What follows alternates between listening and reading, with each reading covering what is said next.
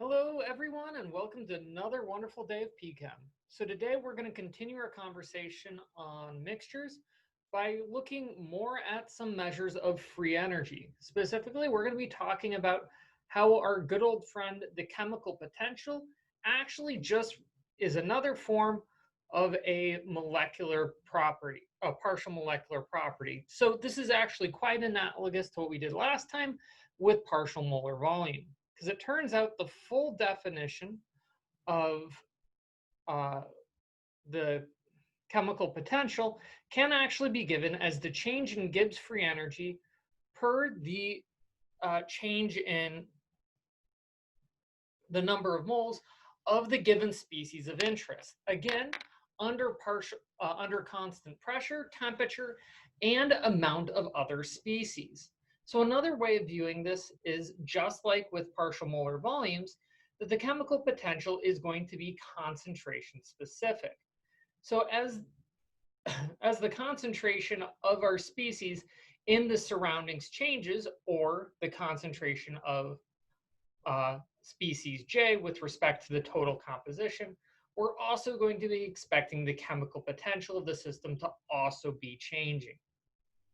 So what we can actually do is go ahead and integrate the system just like we did with partial molar volumes. And what we can actually get is a expression for the free energy of a system with respect to the chemical potential of A and its amount, and the chemical potential of B and its amount. So again, just like with partial molar volume, one way that we often end up thinking about the free energy of the system is essentially just a combination of the molecular of the chemical potentials of each of the individual components times the amount of that component present, or alternatively, the free energy per 1 mole of species A for the chemical potential of A. Now, this actually has some fun implications for how we can go ahead and treat changes in free energy. Because what we can do is combine this expression with what we already saw um, for our fundamental equations. So this gives us the fundamental equation of chemical thermodynamics, where we have our good old-fashioned free energy that we saw for a single component system, where the free energy depends on pressure and temperature. But as we've seen, as I increase the number of constituents in the present, I have to increase the number of variables that's required to describe the system. So we also see a dependence upon the chemical potential of A and the change in the number of moles of A and the change in the number of moles of B. So this actually is a fairly useful metric of looking at the free energy. And this really is going to be the fundamental equation that we're going to be using proceeding on, as it allows us to examine what happens to the free energy of real chemical solutions and mixtures as I change pressure, temperature, and amount of the species of interest. So again, this is quite a powerful equation. We can also use this fundamental equation to help give us other measures of how we can determine the chemical potential of a system. So one way we can do this is by combining it with some of our other thermodynamic properties. For example, we can actually relate the change in internal energy to the change in Gibbs free energy by essentially using several of our corrections that we've already presented in the previous chapters. And when we combine all these together, what we end up generating is a metric of the free energy of the internal energy of the system as negative PdV and TdS. So again, this is a familiar metric. This is exactly the fundamental equation for the internal energy. But what ends up tagging along is these expressions of the chemical potential and composition of the system. So what this ends up meaning is, say, if I want to look at the chemical potential of A, what I can do is try and fix my other three variables, the volume, the entropy, and the composition of all other components. And when we do this, one of the ways we can describe the chemical potential of any species J is how the free energy, how the internal energy changes with the amount of that species under constant volume, entropy, and the composition of the other species present. And we can actually repeat this for our other, for all three of our other thermodynamic properties, as free energy is going to show dependence on pressure, temperature, and the composition of the other species. Enthalpy on pressure, entropy, and the composition of the other species. And Helmholtz again on volume, temperature, and the composition of the other species. With again, the two other variables besides the composition of the other species being our old friends from thermodynamics, where we're describing essentially what variables the related thermodynamic properties end up holding. So this gives us a great deal of flexibility, as I may not always be able to, say, control pressure and temperature and thus look at changes in Gibbs. I may actually be stuck in an isochloric and isenthalpic system, or an isochoric and isothermal system instead of an isobaric one. So having these controls is actually very useful because, again, it also really shows that chemical potential can actually be quite a translatable property, as it allows for various fixed sets of conditions.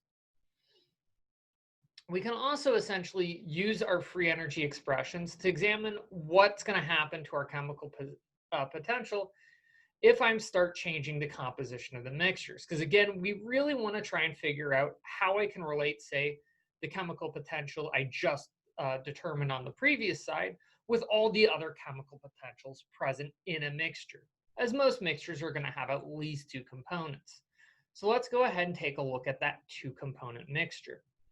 And so if my composition essentially changes slow enough, I can look at how the free energy of the system changes based on how the amount of moles and the chemical potential itself changes. Now, if I change my composition relatively slowly enough, I can treat my amounts of A and B as relatively constant, and thus what I'm really going to be looking at is how the chemical potential ends up changing with concentration.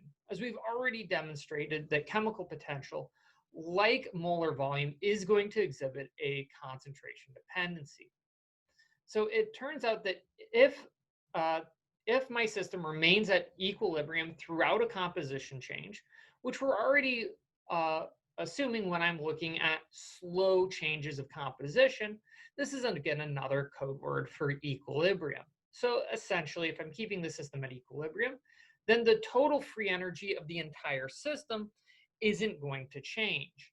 And really what I'm going to be seeing is that any changes in the chemical potential of A have to be matched by changes in the chemical potential of B. So I can say, if I've already determined the chemical changes in chemical potential of A through the equations on the previous slide, I can relate that to the stability, to the changes in the stability of the second species by pulling my chemical potential over to the left side and dividing both sides by the amount of B present. And then what we're going to see is that any changes in the stability of B are going to essentially be matched by changes in the stability of A. So let's say that if my the stability of A is increased, so I have a negative change in the chemical potential of A, then I'm going to have a destabilization of component B in order to keep the whole system at equilibrium. Because otherwise, I'll see some changes in the net potential of the system and I'll move away from equilibrium. Furthermore, this is also going to be matched by the fact that we're going to this is going to be mediated by the composition of the system itself. So let's say I have a large stabilization in my solute. So we're going to call A my solute. Well, that means that since A is relatively small and B is going to be relatively large if it's my solvent, I'm going to see a small destabilization in my solvent. And we're going to see the reverse. If I have a stabilization in my solute, a large destabilization in my solute, I'm going to see a small destabilization in my solvent. And again, this is all going to be mediated by the ratio of the two components. Now, one of the things I do want to point out is that, as we showed last time, the ratio of the two components is going to match fairly tightly onto measures of concentration that we addressed previously, such as molality or mole fraction. In fact, you can actually substitute in mole fraction for moles of A and B, because guess what? The total number of moles will end up canceling out. So again, this is going to be this equation is actually going to be fairly powerful, but you might not always see it in this form. Now, again, we looked at this for a two-component system, but it turns out that you can actually expand this to a multi-component system, at which point we call this the Gibbs-Duhem equation. Essentially, the idea is that for most systems, any changes in the stability of a single component aren't going to lead into any change in the stability of the entire system. The entire composition of the system will tend to stay at equilibrium. And so any stabilization of one component is going to be matched by a destabilization of at least one other component. Though again, as you can imagine, this becomes a lot messier by the time you hit 3 or 4 components, because you'll likely have one component increase, two components decrease, one increase, one decrease, and one stay the same. It's very hard to actually predict the exact numerical changes.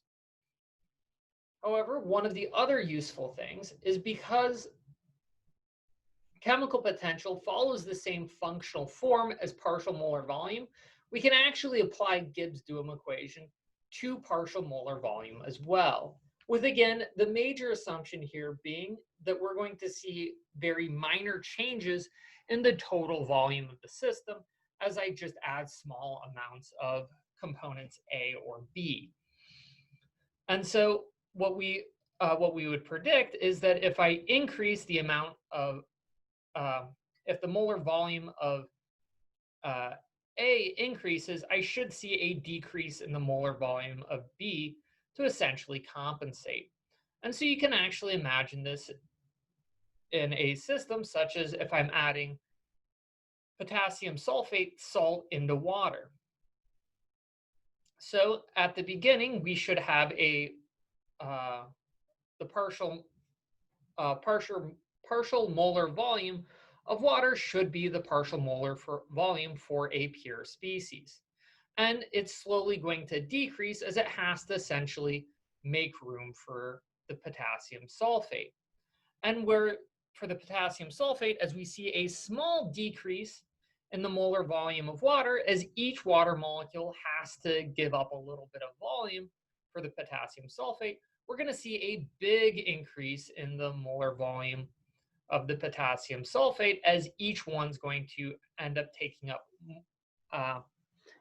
as each potassium sulfate is going to increasingly take up volume from those waters. Where if I have 18 waters that decrease a little, I'm going to have one potassium sulfate that increases a lot. With, again, this really illustrating this importance of the molar volume of the molar ratio in that prefactor term.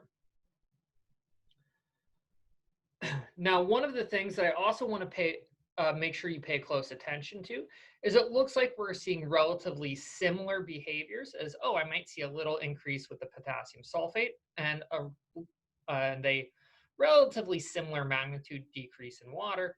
Well, watch out, because if I go from 0 to 0.1, water has decreased in its molar volume by 0.004. so not very much. In the meantime, potassium sulfate has increased by about a molar volume of about 6 milliliters per mole. So a huge amount, really helping illustrate the importance of that molar ratio. Similarly, one of the things I also would like to illustrate is exactly what sort of magnitude we're talking about with this molality of potassium sulfate on the x-axis, as we're going from about 0 to 0.1. Well, if you go ahead and dust off your calculator and try and convert that molality of 0.1 to a mole fraction, you're going to find out that this corresponds to a mole fraction of potassium sulfate of about 0.002. So in other words, I've still barely added any potassium sulfate on essentially a molar ratio, really illustrating how uneven these changes can be. With again, what we're really seeing here is that as I add in more potassium sulfate, I'm giving more ability for these potassiums to separate in the sulfate and really start hitting their stride with a structure that they actually like. And again, they're having to steal a little bit from all of the waters present around. So hopefully this kind of makes sense with how we're seeing changes in Gibbs free energy of individual components in a mixture, as well as how this reflects also on molar volume.